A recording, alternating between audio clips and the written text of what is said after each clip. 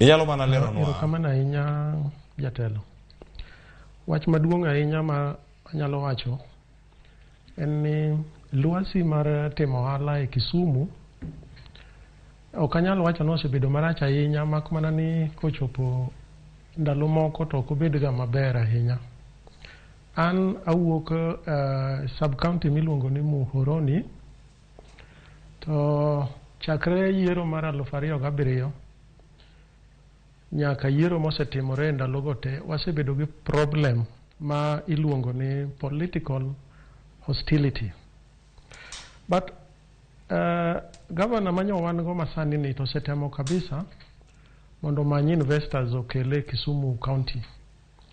Political hostility ni bende wan godo ka, koro waneno mana kaka wamaneje, mak mana ni ok to ber ahinya.